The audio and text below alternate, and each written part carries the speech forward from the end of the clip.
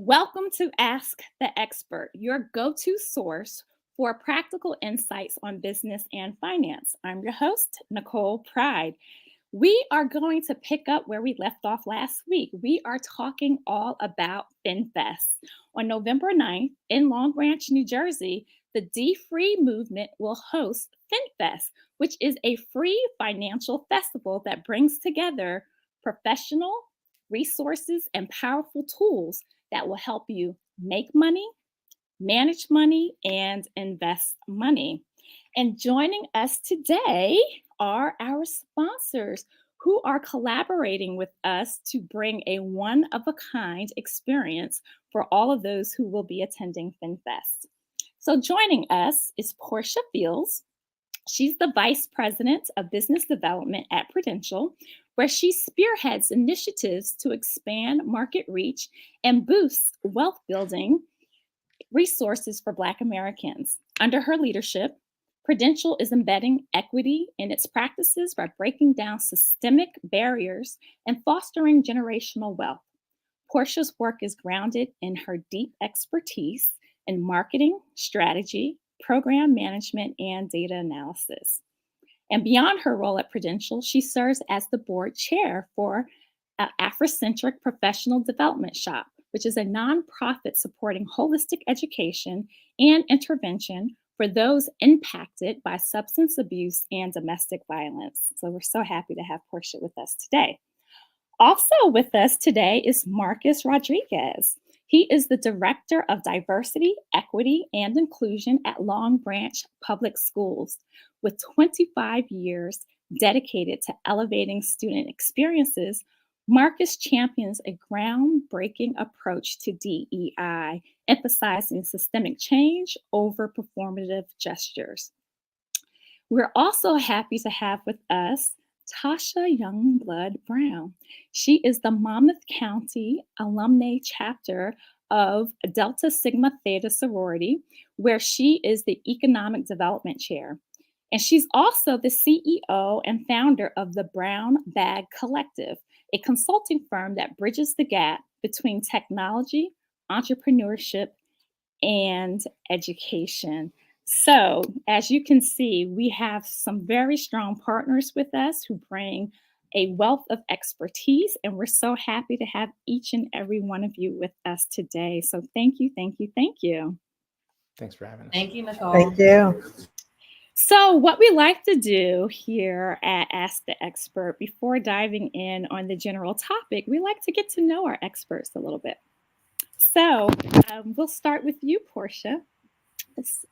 We know that the work that you're doing at Prudential is centered around expanding wealth building opportunities and creating lasting change for Black Americans. Can you just share with us what sparked your commitment to this mission, and why do you believe it's so important to weave in equity in business practices? Yeah, so thank you again, Nicole, for the time and opportunity to be with you live here today. I like to start with talking about what my personal money story is. Okay. So my parents were teenagers when I arrived in the world, so I probably was one of the youngest people at the high school graduation. And during that time, I was raised by my grandmother, who by her retirement age made $47,000 a year. My grandma did an amazing job raising me and sheltering me from not really knowing that we were one missed credit card payment away from not being able to eat. So what she did was she really helped me to build credit and use credit cards early by adding me as her authorized user. And by the time I graduated from high school, my credit score was over 700, which is great, right? But when I left home and went to Tennessee State University and seeing what that 700 plus credit score could do for me, but not really understanding how quickly it could drop. Yeah. So by the time I matriculated through college, I had over 10 credit cards. I maxed them all out. I signed up for every store who presented me with an opportunity to get a discount. Just a hot mess, right? I get it. And it's a crime, right? And I can so relate. I mean, for a Frisbee or a baseball cap or a T-shirt. Don't forget the water bottle. Yes. And what I found is I was taking out payday loans and like putting liens on my car and just really struggling. So it took me to my late 20s until I was about 30 years old to really tighten up and focus on reducing my debt. And because of the history that I've had with credit card debt and really the mission, it's why I really love the mission of the dfree financial freedom movement, to really go from, debts and deficits to deposits and deeds and dividends.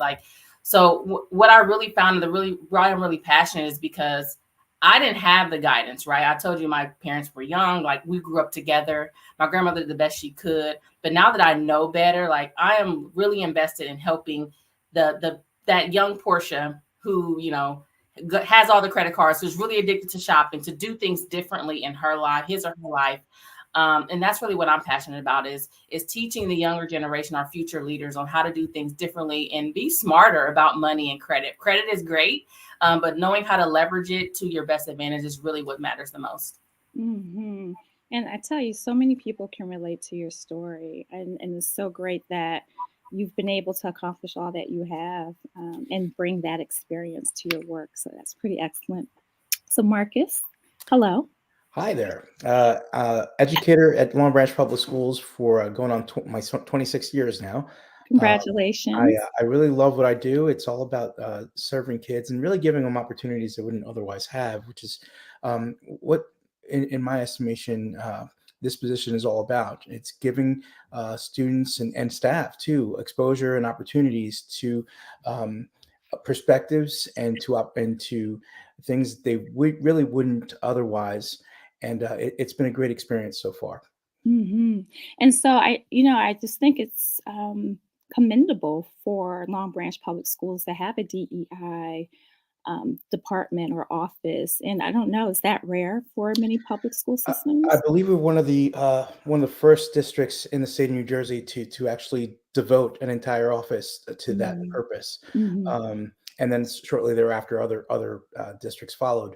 But certainly, our community endorses it with full heart, and I couldn't ask for anything better, because it's not easy. It's not easy out there, and not knocking down doors and making collaboration a way of life is really important. Students need to learn that's just one small piece of success is learning how to navigate the world and do it through collaboration, despite the many roadblocks that might be out there. And so my job is to face those roadblocks head on, ask those tough questions of our educators, to see where they're at, and give them what they need to help our students succeed. And I couldn't ask for a better job. So, Natasha, how are you? I am good, and I'll just apologize because I am in my second home, which is an airport lounge, and so I might have some supporting cast people walking around here. I'm trying to blur it out as much as possible. But it's okay. We can hear you, and thank you for squeezing us in your busy schedule. Absolutely. So, I mean, this story is an amazing one for me. My story is not unlike Portia, in that, not really having family that came from money, right? You certainly grow up with this sense of, getting credit cards and getting this free money, right? We know money, nothing's free, but this free money and doing, horrible things with it. So I learned early, I learned fast about the value of money, also my relationship with money. In my role as the economic development chair for Monmouth County Alumni chapter of Delta Sigma Theta, financial fortitude is a pillar and a staple within our organization. I have a relationship with the dfree organization. I attended FINFest last year in Newark, was blown away. And the first thing I thought is, how can we bring this to Long Branch? So I am so blessed to be in this perfect space I'm on the board of Long Branch Board of Education. I completely appreciate not only Francisco Rodriguez, who is a superintendent, but Markus and the full team that has leaned in wholeheartedly to bring this to our community. The sorority, which covers Monmouth and Ocean counties, is also all in. And this is from what and I've been doing my research, this is the first time that we've brought something to this magnitude to the shore. And certainly although it's for everyone, it's completely inclusive, but particularly with an eye toward our Black and Brown community. Our children will be involved as well. So I'm just so excited as far as what it represents and what it will bring to this area. That's excellent. And you brought up a few things I want to address. One, you said that you loved the event last year. For those who have not attended a FinFest event, can you just tell us what really resonated with you? What were some of the high points that you felt that you may have experienced or that you noticed that the participants, really responded well to? I have to say, it is a festival, right? In all the sense, right? It is so much going on, from the main stage activity to the music. I was really impressed with Prudential's just display. I know we're gonna just, blow that out of the water this year, and Long Branch as well. But I actually became certified at the event to bring it to the community on a personal level. And so that was probably the major takeaway, is that I was able to experience the festival, and then I went away with a classroom of folks, and were trained and certified with another sorority sister of mine, with some the highest caliber financial experts that you can find in this space. And so I was actually able to walk away with something tangible that not only fed me, but I just had this brainchild. This has been like a year in the making, by the way. So I walked away with, we have to bring this to our community. We have to bring this to Long Branch. And again, just so fortunate that people echoed that, and we're making it happen next week. Oh, that's so great. And, I do want to emphasize that there's something for everyone, all ages, whether you are a senior citizen or a student at Long Branch or beyond. There's a curriculum, there's resources, there's something for everyone. And so it is truly a financial festival in every sense of the word. So you get the meat and the potatoes of the teachings and the resources, the services, the professional advisors made available through Prudential, and then also just the fun stuff, right? So there's giveaways, there's food, there's music, as you said. So it's just a day that's jam-packed with so much. And so for anyone who would like to register, again, registration is free. This is a free festival. You can go to dfree.com/FinFest. FINFEST. So great. And so moving on, so Tasha, Portia, one of the things that that seems to be a great synergy between Prudential and what we're trying to do here at dfree and with FinFest is the Blueprints to Black Wealth initiative. And so can you talk a little bit about that? Yeah, sure. And I also wanted to talk about FinFest, my experience of going to FinFest in the past as well. So Blueprints of Black Wealth is really the first time that we are intentionally focusing on building Black wealth in the community. So just a little bit of background. Prudential has been headquartered in Newark, New Jersey for 150 years. And we were very intentional to stay in Newark, New Jersey and not cross over and go into New York City, right? We see firsthand all of the opportunities, all of the discrepancies, right, in the Black community by being on Broad Street, right? And what that has done by seeing that firsthand is it really allowed us to think differently on how do we help the community that we're headquartered in. So we started doing a lot of place-based work with our philanthropic dollars. So we've done a lot helping to foster and really develop and provide resources, workforce development, and really embed equity in the Black community. And we've done that for 50 years. I think it's very important to say that because you see a lot of big brands have done work for the last 4 years post George Floyd's murder, right? We as a company have been doing this work for 50 years. What is different and why we started, we birthed Blueprints of Black Wealth is we said, okay, philanthropy alone is not enough, right? Philanthropy alone is not going to solve the huge despairing gap that we have. We have to pair philanthropy with tools and resources and expertise of our financial advisors, because at the end of the day, people need to have a product in hand or services in hand to really help us move the needle and close that gap that currently exists in society. So that's really the work of Blueprint. So we do a lot of work to, one, understand who the Black community is, what's top of mind, what motivates them, and what also, quite frankly, scares them, what's frightening, what discourages Black Americans from working with financial advisors, what myths do we have to debunk, and then have those conversations. So what I really love about FinFest is that you see everyone comes together to do something unconventional, spend their Saturday to talk about money, right? You don't do that normally, right? Yeah. And you're talking about the babies all the way up to the professionals. And I really, really love that. And that's really the bread and butter and the spirit of Blueprints is like, how do we take the entire family and have these conversations to do something different that has not been done before, but it needs to happen. And that's what we do. So we want to make sure that we leave no one behind, no matter where you are in your financial journey, whether you are like young Portia's, heavy in debt with credit cards, trying to get that discount at every clothing designer store. Or if you're more savvy and you're into, investing and buying multiple properties, there's something for you. There's advice that an advisor can provide to you. And there's also a way that we can come together and help to bridge the gap and focus on our community and what matters the most. So that's really what we look to do at Prudential, is to pull out those ecosystem of resources to make sure that we're building together. And so you had talked about or just mentioned that there are some barriers that prevent people from seeking out financial advisors. In your research, what are you finding? Like, what are some of those barriers? What are some of those myths that people may have? I don't have enough money. I can't afford a financial advisor. And what I will say to that is the first conversation you have is free. Like, it's free to get advice, right? So when we bring our financial advisors to FinFest, it doesn't cost anyone anything. It's a free conversation to have. And then also, I want to also just say, $1 is all you need, right? Whatever dollar you have,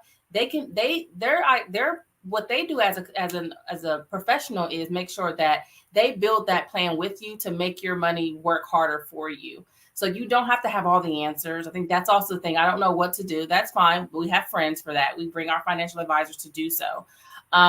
The other thing that's been a constant myth is that, brands are just coming and going. Like, there's also a fear of, not being there for the long-term view.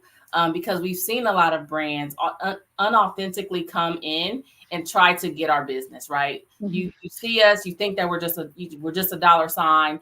And one thing that we also lead with Prudential is the work that we do in community, right? We've been doing this for a while. Here's all the ways that we've been investing in Black communities. Here's how we've been fostering and really expanding access through our school systems, right? This is how we've been making sure that we create more economic programming within our arts and culture institutions. So when we think about like Alvin Ailey, for example, we've been the first time investor in Alvin Ailey and a lot of the Black African-American museums across the country. No one knows that. So Alvin Ailey is a prime example of, we're making sure that young Black children and families have a place to go, have a place to be free, have a place to be creative. And that's really what we want to lead with. We lead with community first. And we say, if we talk to you as a human being and not a dollar sign, eventually the business will come. And that's another approach that's very, very different that most big brands don't necessarily lead with. And I think that's the biggest thing, because people want to be seen, heard, and understood. And we want to make sure we lead with that with Blueprints of Black Wealth at Prudential. Mm-hmm. And I think consumers are savvier than in past, that they can tell right away if a brand is truly invested or not. Yes. Yeah. So Markus, tell us, what are the synergies between this event and what you're trying to do with your office? How do you think this will support and advance your goals out of the Office of Diversity, Equity, and Inclusion? I think you're muted. Right. So the first goal I want is to empower students, number one, to find their own way and find their own path. And one of the ways to do that is to embrace financial freedom. And the only way to do that is to educate, right? Many of the students that we serve really don't have access typically to the type of financial information that FinFest is going to be providing this Saturday. That's why it's so exciting, right? We're impacting families, we're impacting generations. You're doing generational work here in a matter of a afternoon. Mm. And that's really exciting. We can mentor one-on-one or even in groups students all we want. But that one piece of freedom that comes from financial understanding is so valuable. And that speaks to my work in general. Yes, I can educate your mind and I can show you how to speak in front of a crowd, and I can give you that confidence that you know what you're talking about. But what this partnership does, what this collaboration does, is it steps in and says, not only are we going to give you props for that knowledge, we're now going to give you financial knowledge that will let you move and navigate in circles you've never done before, right? So it's beautiful. It's beautiful to see the empowerment that comes from the confidence that one would have in the knowledge that they have, but also the confidence in knowing that they could break generational cycles of poverty, right? By just knowing the right thing to do with that $5 in their pocket. Where does it start, right? Yeah. So it's freedom in simplest terms is what you're giving students, and what you're giving their families is you're giving them a sense of freedom and ownership over their life's direction. Mhm. Thank you for emphasizing the generational impact. The aspect about this event that I think really energizes us is that the whole family can come and attend the event and be on the same page, hear the same themes, but spoken from their lens, right? So these workshops, these offerings are very much catered to different interests, different age groups, different lifestyles. And so everyone can hear this information in a way that'll truly resonate with them personally, individually. But when they go back home as a family, they all can move forward together on the same page. So I'm just super thrilled about that. And just the support again of being partnered with a school district where you have that reach. You reach the parents and you reach the students. And so this is so great. One question, Portia, I want to ask you. You talked about the financial advising. How should people come to be prepared to speak with a financial advisor? You know what? And that's also a common question that we get. And the most transparent thing I would say is just tell them your money story, right? Because what tends to happen too is there's typically questions of what do we say? What are the questions? What do we do? Like, just talk. Like, what are your goals? Like, have your goals in mind. Like, what are you trying to do? What is your vision for how you want your money to multiply in your life? Right. So if it's like, hey, right now I got those 10 credit cards, Portia, like I can't really do anything, but ideally I want to be able to pay all those off so that way I can own, buy a new house. Right. That's the story you have. That's all you need to have your story with you for that financial advisor, because that first time that you're meeting is really to get to know the individual. Right. So they'll be asking you, okay, what's your current goals? Right. What's top of mind for you? What keeps you up at night about your money? Right. And that's that first conversation. Now, when you have those subsequent meetings, excuse me, that is when you go deeper into, okay, let me see your financial state. Like, let's look at how much are those credit card bills, right? But they're not going to ask that on the first contact. They're going to just ask and just talk to you as a human being to figure out, what works. And they'll also talk about their expertise, because to be quite frank, they may not be a great fit for you, right? So that's also, I want to make sure that people know that you have options on who you work with. It's similar to a doctor, a dentist, your hairdresser. A financial advisor is like your doctor about money, right? So you still have that choice on who you can select. So I would just say, give your money story and also interview them. Ask them questions. What's your expertise? Why should I trust you to have this conversation? Like, asking them those questions too, to figure out if there's synergies, and then those subsequent meetings will go deeper. And the other thing I would just say, as you're having those conversations, it's very important to be honest, right? We have to be honest in order to really make headways to get to where we want to be when we're talking to a financial advisor. Yeah, that's great. I love that analogy.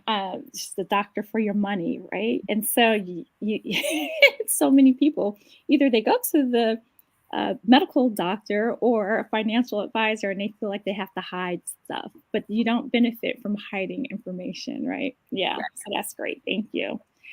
Tasha, so one of the things that we're so grateful for is just our relationship with the Deltas, and it's just been a remarkable relationship. How you help us reach the community, have a broader reach to families, individuals, to help them reach their financial goals. Can you discuss a little bit Can you discuss with our audience a little bit about what that relationship has looked like with us over the years? Sure. And I open with this a little bit. So financial fortitude is not just a statement, but it actually is a pillar. It's a focus of ours. Mm-hmm. Every chapter has an economic development committee, and it is to focus on things specifically like this. So we've been fortunate, and I say we, the broader organization, has been fortunate to partner with the dfree organization at the national level for a number of years. We've also done targeted, I'd say, events, even a past FINfest, I believe, with another chapter in Yes. Central Jersey. And so this is something like, this is what we do. I believe we're in the people business. We're about enriching our communities. And so what dfree has done is created a program, again, that appeals to all of the same stakeholders, if you will, in our community. From our youth, we have youth programs, all the way to our seniors, right? And we have our seniors in our chapters are called Delta Deers, and we love them dearly. But we do want to ensure that as they become more seasoned, respectfully, that they're also prepared for retirement, et cetera. So this is the perfect program and a perfect, I'd say, marriage of similar ideals. And we've been able to carry this out, around the country for many years. I know this is our 5th FinFest, but we've done these sort of events, again, broadly across the country, in a number of ways, whether it's a FinFest or a workshop or working one-on-one with our teens. We actually intend to do that as well. We have a Delta Academy and Delta Gyms for young women. And so we'll be bringing this to them in the spring. So we are connected and locked at the hip, as they say, with the program, and really believe in its reach and its purpose. For you, what is a win, the biggest win that you hope for the community to experience or receive after attending FinFest? I'm so glad you asked that. And I was going to chime in earlier, but, one of the things that I think all communities deal with is this stigma, right? We live in a society that, I guess our value is measured by what we post and how we look and all of the things, right, that we know are just mirrors or really a barrier between who we really are. Some people will show up in a way that they want to. I think when it comes to economic development and this generational wealth concept, this is a real way to establish meaningful, sustainable, I say, relationships with money for your entire family. And so one of the things that I hope is that everyone that walks in the door, I'm sorry, I got a little louder here. Everyone that walks in the door, takes the blinders off, right? Takes the shame or an embarrassment off, and really is coming there to walk out with something that they did not walk in with, right? From the youth all the way to, again, our more seasoned individuals. I think this is a free event, right? Everyone that's coming in is coming in and partnering because they believe that this matters. And so I want to help everyone that walks through the door, because they won't, I tell you the truth, you walk in the door, you're not going to, they don't know what to expect unless you've been to one before. So that's one thing. The wow effect, I believe, will just knock people over. But then once they're there, let's not be intimidated. Let's jump in. You can dance, you can talk, you can walk, you can eat. I'm hearing Dr. Soaries now say free food, free food, free food, right?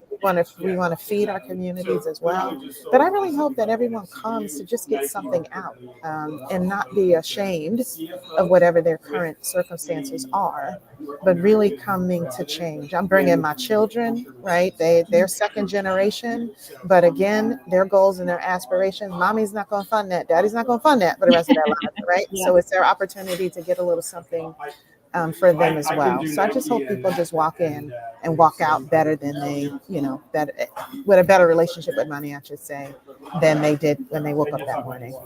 And will this be your children's first FinFest experience? It will be. It will be. And I'm saying children, but my children are 20, 22, and 29. Actually, I know they still babies, but again, they're young adults, right? Even more important for them to get something out of this. Yeah, I still call them children, but yeah, they're grown. Well, this is great. We're so excited about FinFest. And again, this is November 9th in Long Branch Middle School. And we encourage you right now, we give you a pass to even open up a new tab on your browser and go to dfree.com/FinFest. We want you to register because we want to make sure that we have all of the resources available for you, planned for you. Like we said, it's free food, free giveaways, information to hand out. So we just want to make sure that everyone gets what they need. You can see the link right now on the screen. Also, I should mention that Prudential is a sponsor of Ask the Expert. And every week you do have the opportunity to schedule an appointment with a financial advisor. And you can do that by going to dfree.com/gethelp.